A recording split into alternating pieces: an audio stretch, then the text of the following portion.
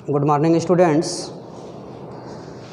आज हम लोग एक बहुत ही इम्पॉर्टेंट टॉपिक पे डिस्कशन कर रहे हैं, revaluation of assets and liabilities. Students, this topic is related to chapter 2, chapter 3, chapter 4।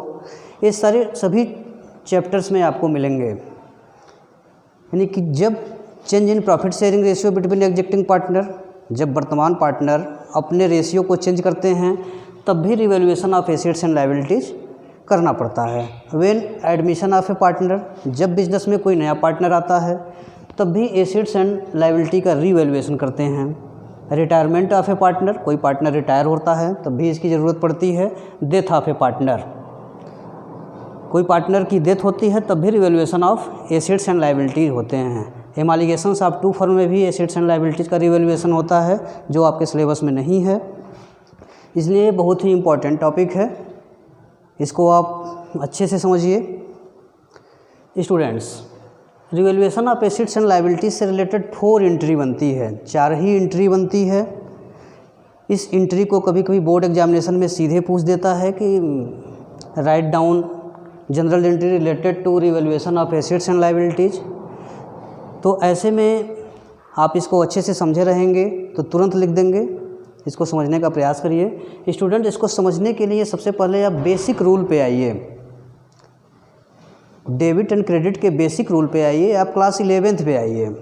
Rules for debit and credit. Rules for debit and credit के 2 अप्रोच हैं, एक ट्रेडिशनल अप्रोच है और सेकंड अमेरिकन अप्रोच है। तो हम लोग अमेरिकन अप्रोच या मॉडर्न अप्रोच की बात करेंगे। तो इन अमेरिकन अप्रोच और modern approach accounts are divided into 5 parts. Accounts को 5 पार्ट में डिवाइड कर दिया गया है। First, assets, second, liability,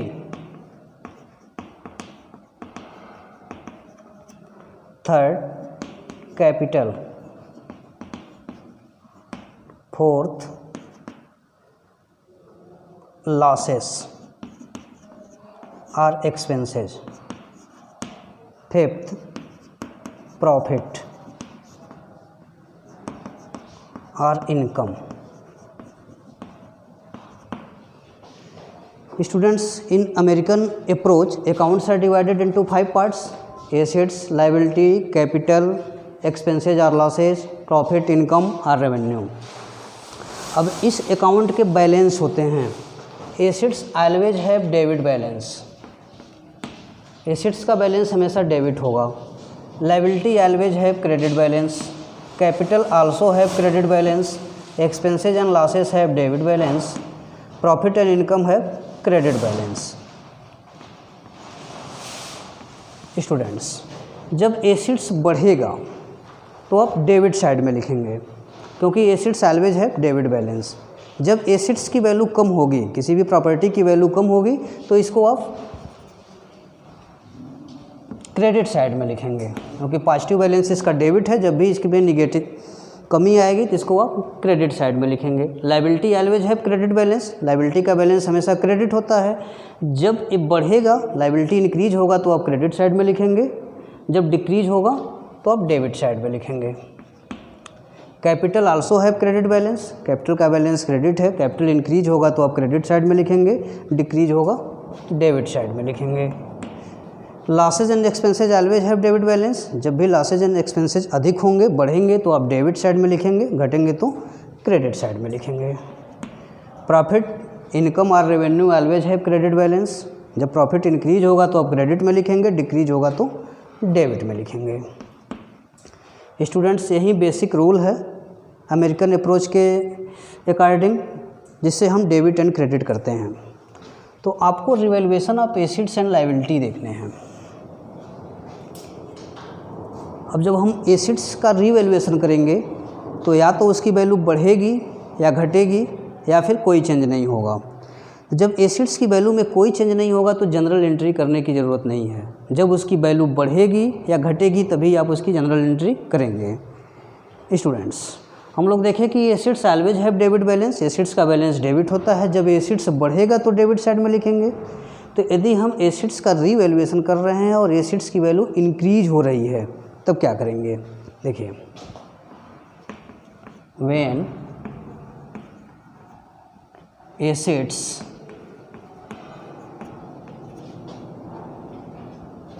are increase,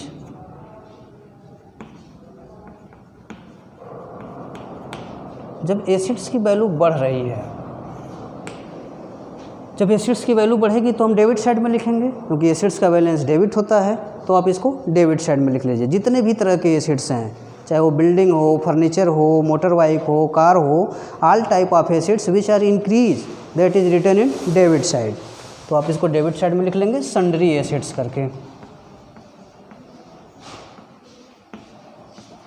sundry assets account debit to revaluation.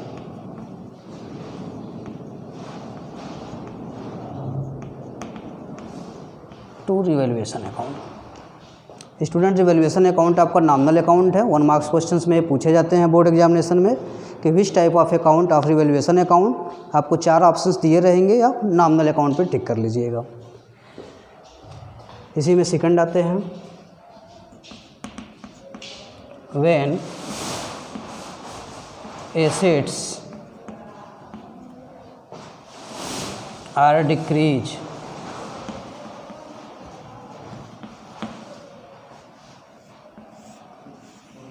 When assets are decrease, जब एसिड्स की वैल्यू में कमी होगी, एसिड्स की वैल्यू जब कम होगी, तो आप देख रहे हैं एसिड्स जब बढ़ता है तो डेबिट साइड में लिखते हैं, क्योंकि एसिड्स का बैलेंस डेबिट है। एसिड्स जब कम होगा तो क्रेडिट साइड में लिखेंगे। यहाँ पे एसिड्स की वैल्यू डिक्रीज हो रही है, तो एसिड्स को आप क्रेडिट साइड में लिखेंगे। रिवैल्यूएशन को डेबिट करेंगे, एसिड्स को क्रेडिट करेंगे, लिखेंगे revaluation account debit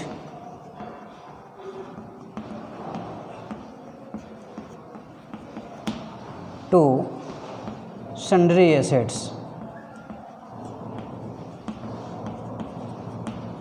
sundry assets. Students, इसमें रटने की ज़रूरत नहीं है, आप समझने का प्रयास करिए। In American approach assets always have debit balance, if assets are increase write in debit side.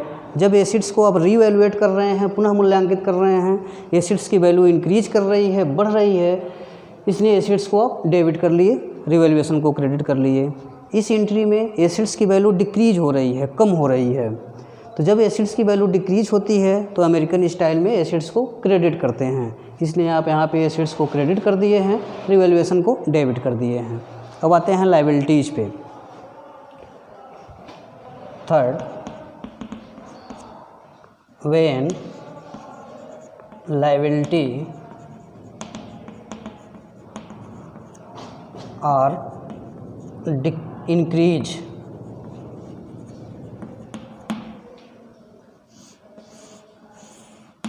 यानी जब लायबिलिटी की वैल्यू इंक्रीज हो रही है, लायबिलिटी बढ़ रहे हैं, जब आप रीवैल्यूएट कर रहे हैं लायबिलिटी की, और लायबिलिटी पहले 10,000 थी, 15,000 हो रही है, 20,000 हो रही है, मीन्स अपने वैल्यू से इंक्रीज कर रही है, तब क्या करेंगे, आप आएंगे अमेरिकन स्टाइल में, देखेंगे लायबिलिटी का बैलेंस क्रेडिट है, जब लायबिलिटी इंक्रीज होगा तो आप क्रेडिट साइड में लिखेंगे, means when liability are increase write in credit side. तो यहाँ पे लायबिलिटी इंक्रीज हो रही है तो इसको आप क्रेडिट साइड में लिख देंगे, रिवैल्यूएशन को डेबिट करेंगे, revaluation account debit to sundry liability.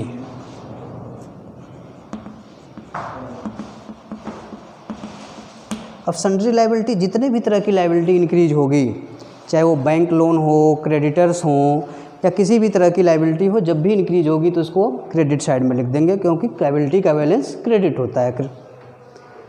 यदि लायबिलिटी डिक्रीज हो रही हो, fourth, when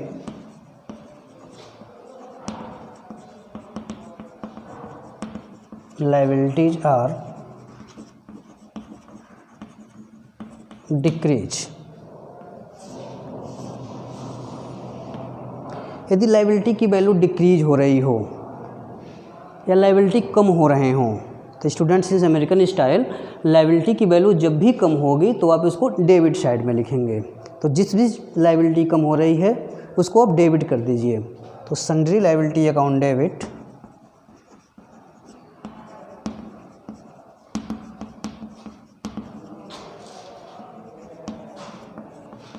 to revaluation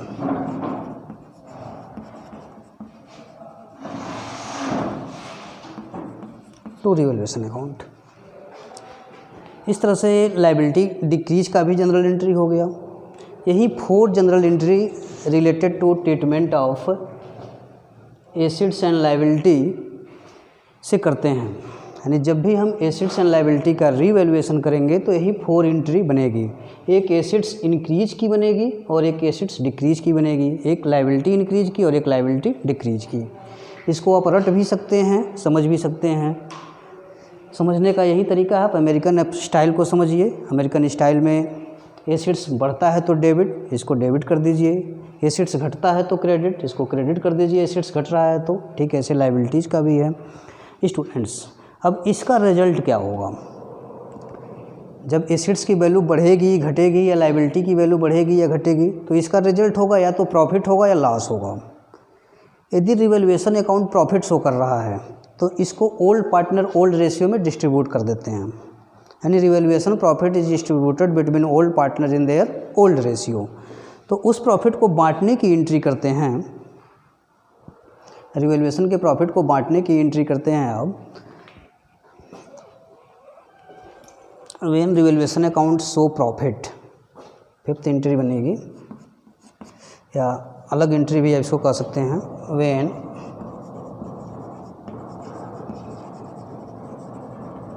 revaluation account show profit, जब रिवैल्यूएशन अकाउंट प्रॉफिट शो करेगा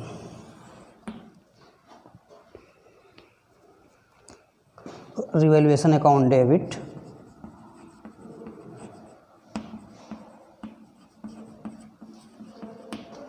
to old partner capital account in old ratio.